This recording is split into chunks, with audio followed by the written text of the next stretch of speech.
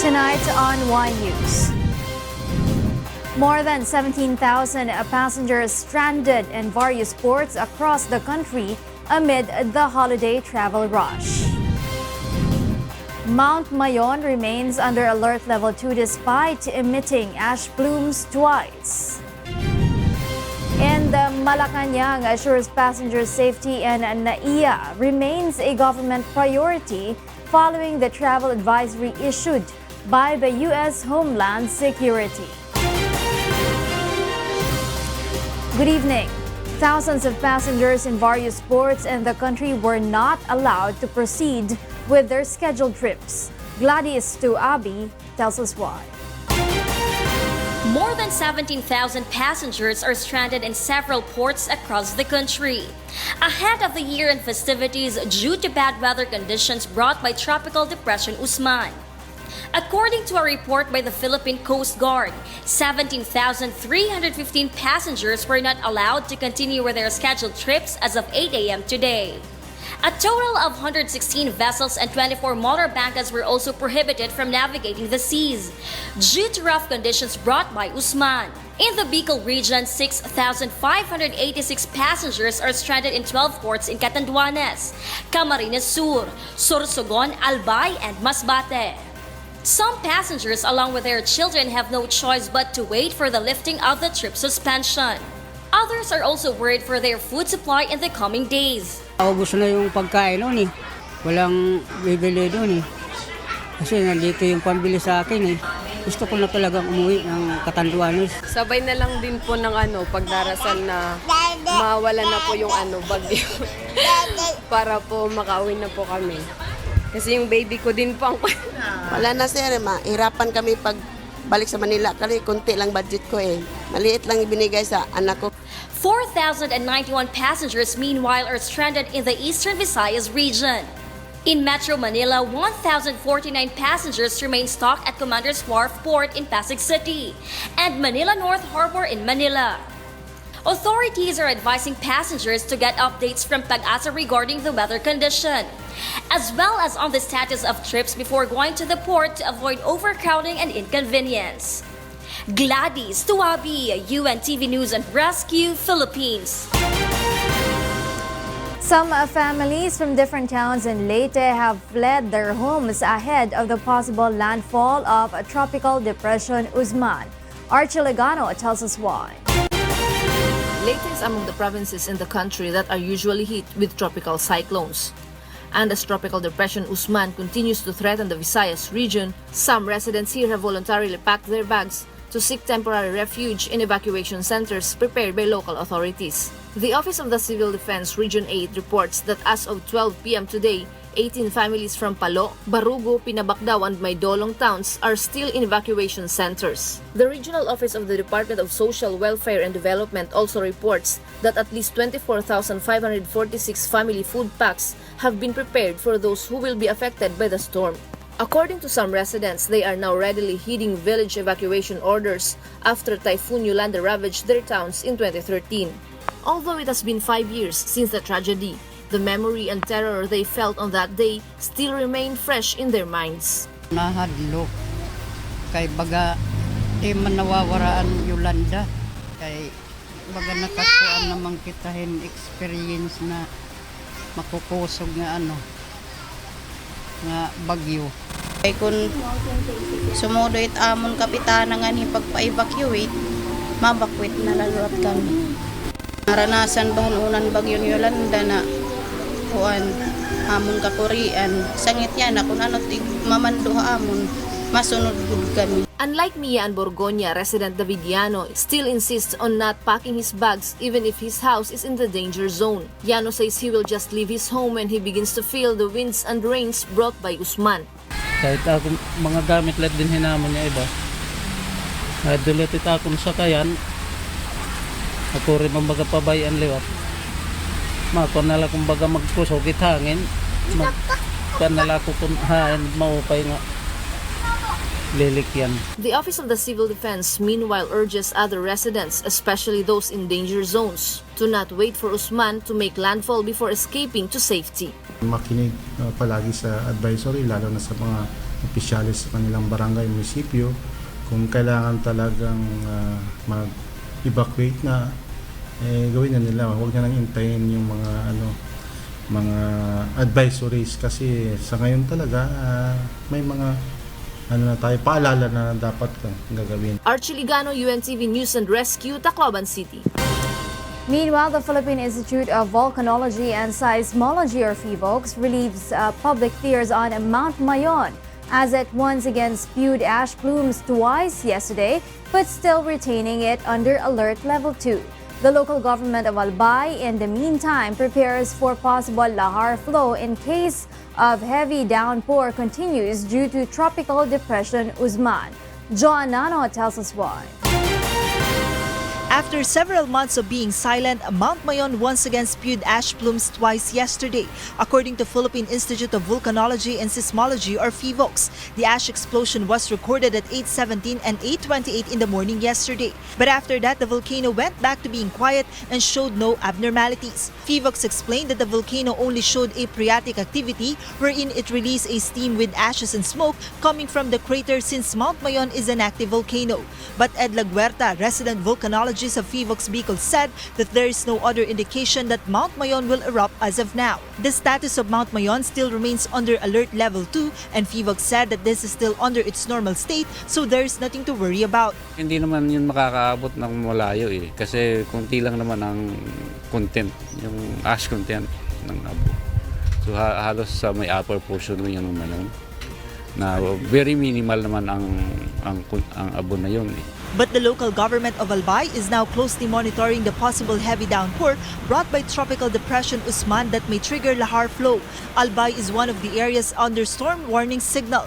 Despite these threats, residents in Albay remain calm and have no plans to evacuate since the situation is normal for them. Sanay na kami yan. Sa ganun din ng mga tiglalabas ng bulkan, hindi na kami natatakot porque natural na yan nila ano lang yon. Kumbaga sa parating na yung bagong taon. Mahina naman yun. Normal pa naman yan Hindi pa naman yung talagang lahar na bumababa sa papunta dito sa amin. If the situation gets worse, the Albay local government assures that they are on alert status and will immediately evacuate the residents in the critical areas if needed. In January this year, the alert level status of Mount Mayon was raised to level 4 due to continuous lava flow and fountain that were spewed by the volcano out of its crater. Thousands of residents were evacuated, especially those who are living inside the 6-kilometer danger zone. The alert level of Mount Mayon was downgraded to level 2 in March. Joanano, UNTV News and Rescue, Legazpi, Albay. Meanwhile, Indonesia has raised the alert level for the erupting ANAK KRAKATAU volcano days after it triggered a tsunami that killed more than 400 people. Robbie de Guzman tells us why. Indonesia has raised the alert level for the erupting ANAK KRAKATAU volcano days after it triggered a tsunami that killed more than 400 people. At the same time, the police and sea patrol are trying to convince people living on tiny islands near the volcano to evacuate for their own safety. When the tsunami struck, 4 out of 100 residents on an island called Sanggang in the Sunda Strait between Java and Sumatra were killed, and dozen others injured by the surging waves. Most of those who survived have been evacuated. Given the fact that the volcano is still active, police want the rest to leave, but they're strong-willed and say they are remaining where they are. Police have to make do with delivering supplies and giving any help that is needed. The islands are much closer to the ANAK KRAKATAU volcano, also known as Child of Krakatoa volcano, than either Java or Sumatra, which were both ravaged when the tsunami came ashore. The mission on Java to recover those still missing and begin to rebuild has been hampered by bad weather. Roads have been flooded, at times bringing aid convoys to a standstill. With a high death toll, thousands of homes and businesses have been reduced to matchwood. Meanwhile, the volcano is continuing to rumble, spewing ash and smoke into the sky, raising fears of further eruptions. Boats have been ordered to keep clear, and all flights have taken other routes. Robbie de Guzman, UNTV News and Rescue. Malacanang assures to look into the travel advisory released by the U.S. Homeland Security warning passengers about the non-implementation of effective aviation security measures in the Ninoy Aquino International Airport. Defense Secretary Delfin Lorenzana meanwhile believes that NAIA is not vulnerable to extremist activities. Here's why from Rosalie Cos. Malacanang assures the public that the implementation of strict security measures at the Ninoy Aquino International Airport through various government agencies remains a priority of the Philippine government. This is following the release of a travel advisory by the U.S. Homeland Security against NAIA that recently went viral on social media, warning passengers about the non-implementation of effective aviation security measures in NAIA. Presidential spokesperson Salvador Panelo says they are now looking into the said travel advisory and studying recommendations, including the procurement of additional X-ray machines, walk-through metal detectors, and alarm systems. However, these systems will not be utilized until the second quarter of 2019 because of the installation process. The government also considers the inputs of global partners such as the International Civil Aviation Organization on the standards of safety and security. Meanwhile, Defense Secretary Delfin Lorenzana believes that NAIA is not vulnerable to terrorism. However, the official does not discount the possibility that the airport is also a target of terroristic activities. For the official, the travel advisory of the U.S. Homeland Security only pertains to the management of NAIA. Does this mean that the airport is vulnerable to terrorist attacks right now? Hindi naman siguro. I think it's the way that the management of the airport, the way passengers are being screened, and all those things, yung mga equipment natin, if they are not adequate. Meantime, Lorenzana appealed to the public to remain vigilant, especially when in crowded places this holiday season. Rosa Licoz, UNTV, News and Rescue. More Filipinos are satisfied with President Rodrigo Duterte's performance based on the latest social weather stations or SWS. In the fourth quarter of 2018 SWS survey, 74% of adult Filipinos have expressed satisfaction, 15% are dissatisfied, while 11% are undecided.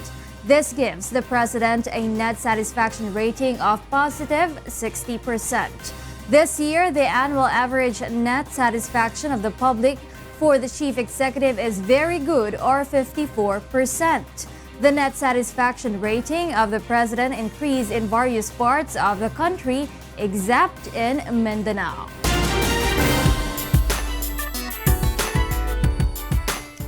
The last two slots of Camp Veni Saturno of Discovery Season 2, The Singer and the Song, have been filled. Leslie Longbowen is back to tell us why.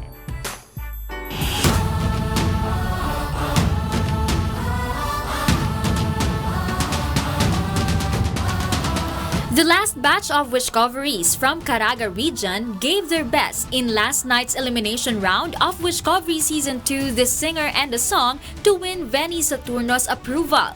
Wishcoveries who competed were Vingel Tingkoy, Mga punot halaman, bakit kailangang lumisan? Anthony Lapinig,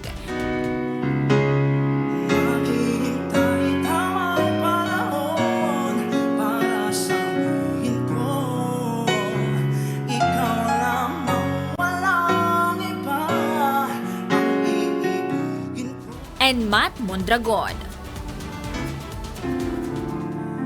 Na ika'y hanapin at sabihin, ipaalala sa iyo ang nakalimutan sumpa. Tinginin nyo, sa inyong tatlo, sino yung dapat na umuwi? Sino ang umuwi? Yan lang uwi. Ah? Tama ka! Siya ang uuwi. Kayong dalawa ang matitira. Matt got eliminated for this round. Sabi ko sa dalawang kalaban, thank you. Thank you sa laban. Sa wish naman, salamat at naka-perform ako at na-share ko yung talents ko. Yeah, thank you. Thank you. Only 3 teams are set to complete their top 8 this weekend. Camps boy Christopher, Noel Tabangon, and Moy Ortiz, after which the one-on-one vocal showdown begins. Leslie Longmoan, UNTV News and Rescue, Philippines. Up next on Y News. Marikina City to hold community fireworks display for the year-end festivities. Road experts warns of dangers on MMDA's proposal to impose road diet in EDSA. And Filipino designer Mac Tumang reveals 2018 Miss Universe Catriona Gray's third gown. Thank you for keeping me company in the first part of Y News. More reasons behind the stories with Angelo Castro III after this quick break. I'm Rheena Villamor-Camara. Good evening.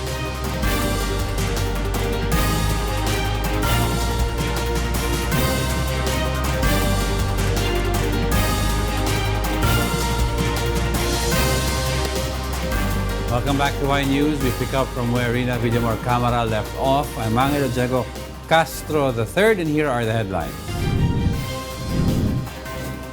Philippine population expected to balloon to 109 million in 2019, according to the Philippine Commission on Population and Development.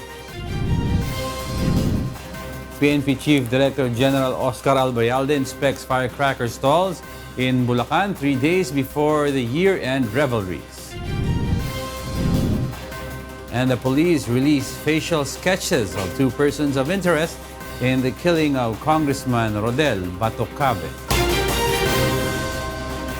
Most firecracker stores in Bukawi, Bulacan remain compliant with the law mandating safety measures as well as prohibiting the selling of certain fireworks and pyrotechnic devices, according to the Philippine National Police.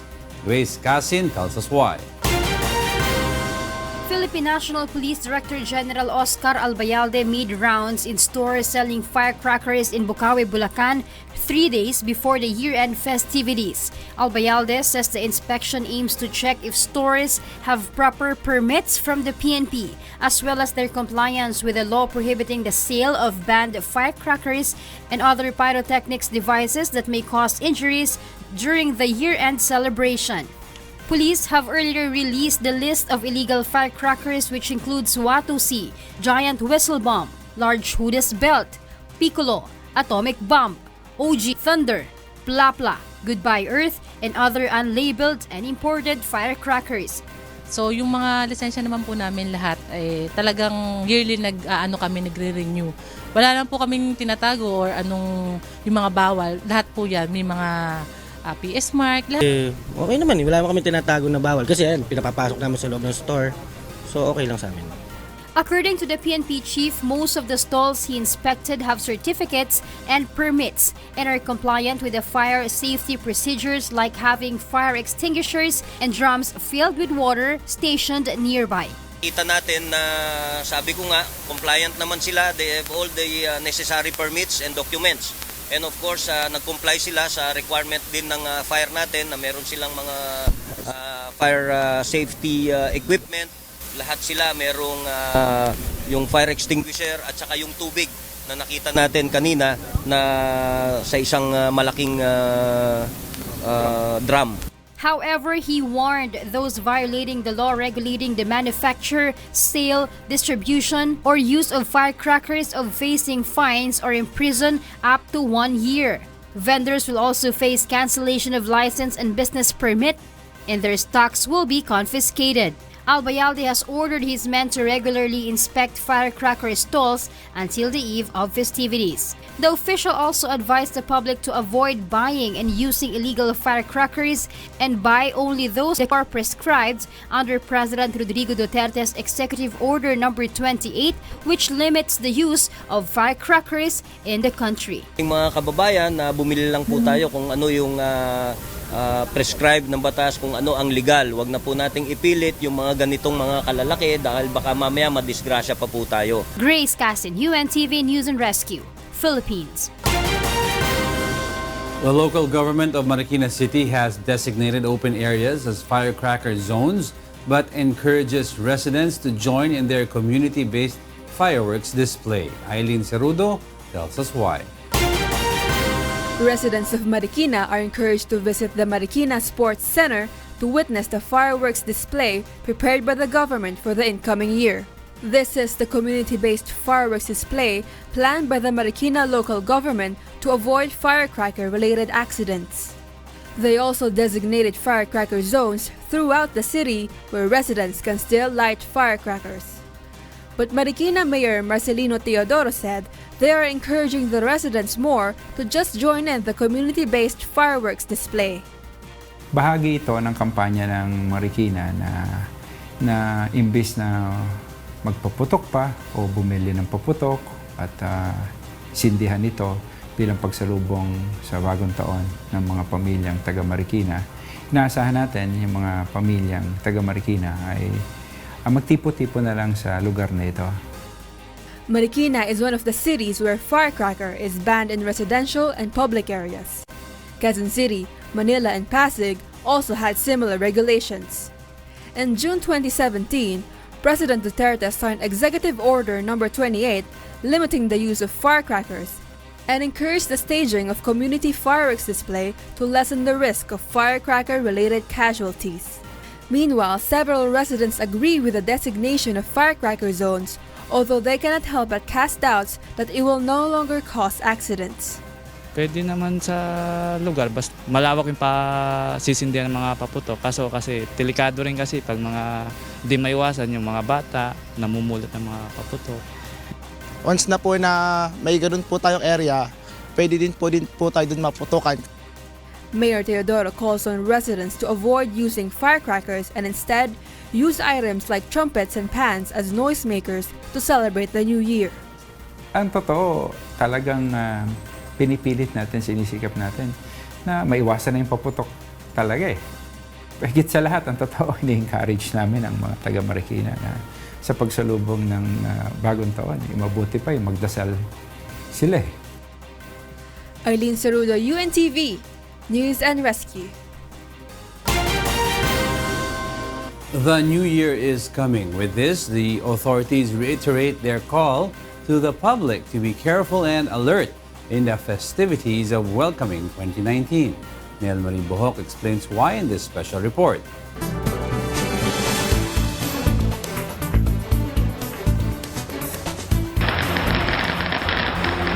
It is inherent for Filipinos to be jovial. Filipinos always find reason to celebrate important festivities. With this, the authorities always remind the public to still stay in safe side in the midst of merrymaking to avoid disasters. Municipalities and cities in the country have already implemented regulations on using firecrackers during the New Year celebration. But despite these regulations, some still buy illegal firecrackers that put their lives and those of their loved ones at risk, resulting in severe injury and in some cases death. With these, authorities issued first aid care or treatment in cases of firecracker-related injuries.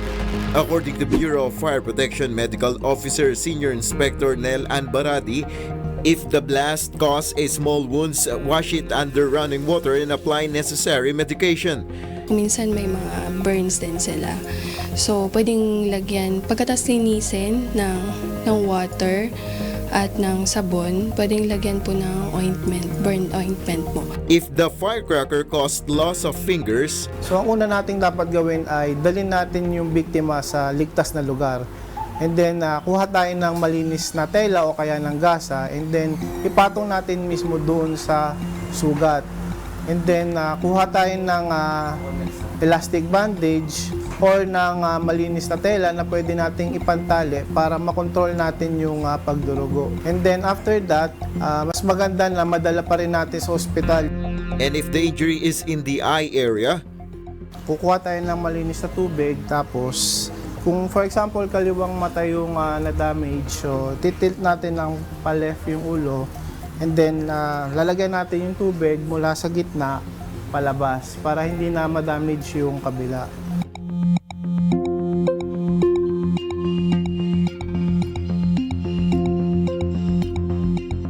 then saka natin po siya dalhin sa ospital para masuri ng mga doktor ko ano yung naging damage sa mata ng biktima. During this occasion, parents should guard their children on risk of accidents. It is also wiser to immediately bring the patient to the nearest hospital in case of firecracker ingestions or food poisoning. The PGH National Poison Control and Management Center with telephone number 554-8400, local 2311, and the East Avenue Medical Center Toxicology Center with 928-0611, local 707, are available to take calls on related problems. The BFP also reminds the parents to guard their children and warn them against picking up defective firecrackers in the streets. Ang mga bata ay i-guide po natin na huwag magpapaputok or mamulot ng mga paputok na hindi po pumutok. Kung hindi po ito pumutok ay ibuhusan po agad or ilubog sa tubig at para hindi po mag-cause ng injury sa mga bata. At maliban pa po dyan, kung tayo kumakain ng mga malalagkit na pagkain, iwasan pong humawak ng paputok na hindi po ito dumikit sa ating mga kamay. It is also better to have first aid kits readily available in the household. A common first aid kit should contain items that will help in treating minor accidents and injuries. Experts advise the public to always be prepared and learn ways to prevent accidents or disasters, especially at home. Nel Maribuhok, UNTV News and Rescue, Quezon City. The Philippine Commission on Population and Development believes that the country will have a stronger and larger workforce in 2019 as the number of Filipinos continues to grow. Ray Pelayo tells us why. The Philippines' population is expected to grow to 109 million by 2019 from this year's 107 million according to the Commission on Population and Development or POPCOM. Based on the agency's data, Region 4A is currently the most populated region in the country. From 14 million in 2015, the agency projects the number to increase to 16.1 million in 2019. The National Capital Region, meanwhile, is expected to have 13.8 million, while Central Luzon will have 12.2 million by the end of next year. These three regions hold almost 35% or one-third of the country's total population. Meanwhile, the least populated region in the country is the Cordillera Administrative Region, which is projected to increase to 1.8 million next year. Based on the agency's study, 70 million of the country's population is at working age of 15 to 64 years old and is projected to increase by 1.4 million additional workers in 2019. POPCOM Executive Director Antonio Perez III says this is a good indication of a stronger and larger workforce next year. Ang pinaka-kawawa sa mga manggagawa natin, yung mga single mother. Dahil mag-isa lang silang nag-aalaga ng sarili niya at kung 2 hanggang 3 anak. This means, however, that the government will be compelled to open more job opportunities for the growing number of workers for next year, according to Perez, not to mention the current 18% of the country's population who are underemployed and unemployed. Ang ideal ay isang manggagawa susuportahan yung sarili niya at saka isa pang dependent. Ang tawag doon, dependency ratio na 50.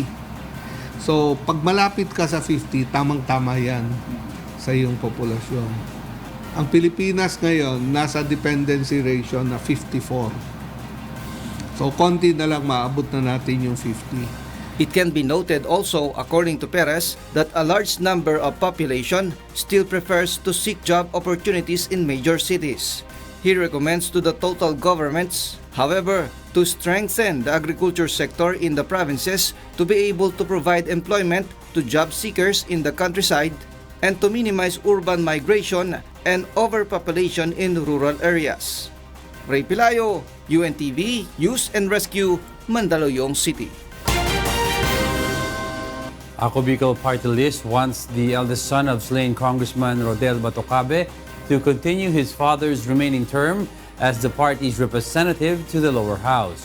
Meanwhile, the bereaved family calls on some groups to stop spreading lies about the substitution issue relating to the slain lawmaker's bid to join the Daraga mayoral race in 2019.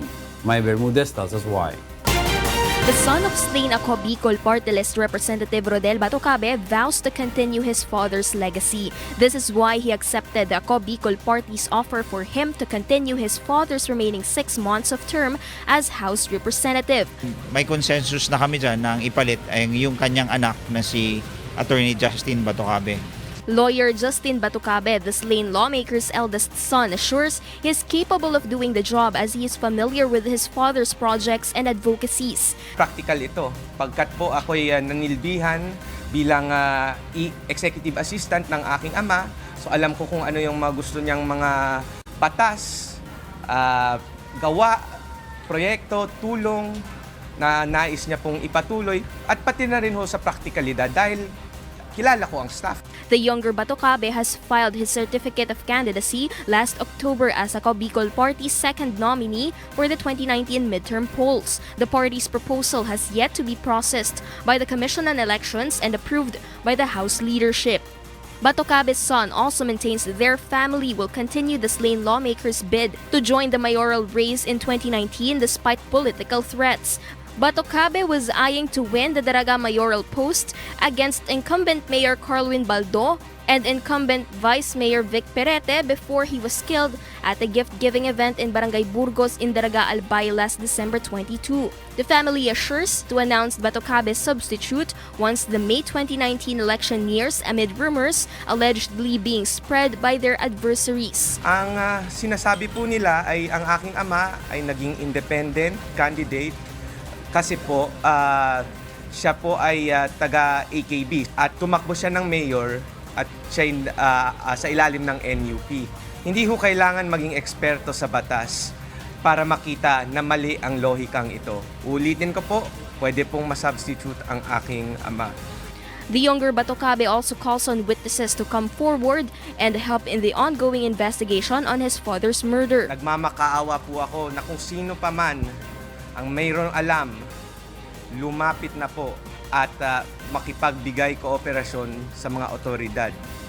The lawmaker's remains will be buried at the Daraga Public Cemetery on Monday, December 31. May Bermudez, UNTV News and Rescue, Daraga Albay. The Special Investigation Task Group Batocabe has released 2 computerized facial composites of persons allegedly involved in the slay of Ako Bicol Party List Representative Rodel Batocabe. The first composite sketch shows a man estimated to be 40 years old and who stands between 5 feet 6 inches to 5 feet 8 inches based on testimonies of witnesses. The man was allegedly the driver of the getaway motorcycle during the incident, authorities said. The man has a visible scar on the right cheek. Meanwhile, the other composite sketch shows a man estimated to be at 30 years old with medium build and fair skin. Authorities are eyeing 6 more persons of interest in the Batocabe slay. The road narrowing scheme of the Metropolitan Manila Development Authority may lead to more accidents, a road expert said. Monokson will tell us why in this special report.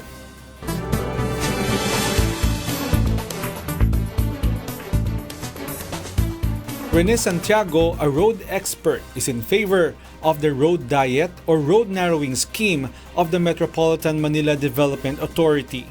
But Santiago said this is not applicable for all kinds of motorists such as motorcycle riders and bus drivers. According to the MMDA, they plan to narrow the lanes in EDSA to 2.8 meters from the current 3.4 meters.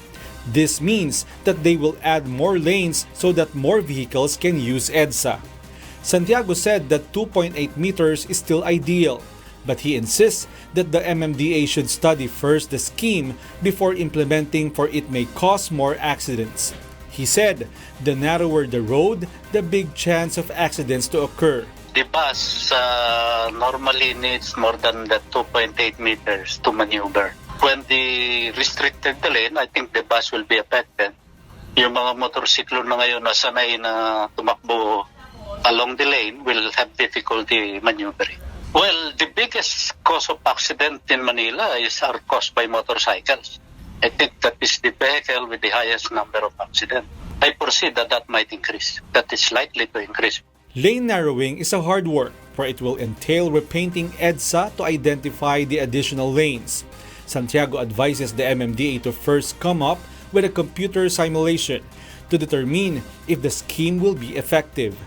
The MMDA said that EDSA can only accommodate 250,000 vehicles, against the present more than 400,000 vehicles. The minimum speed for arterial roads is 60 kilometers per hour, but usually vehicles in EDSA run at a speed for 12 to 14 kilometers per hour only.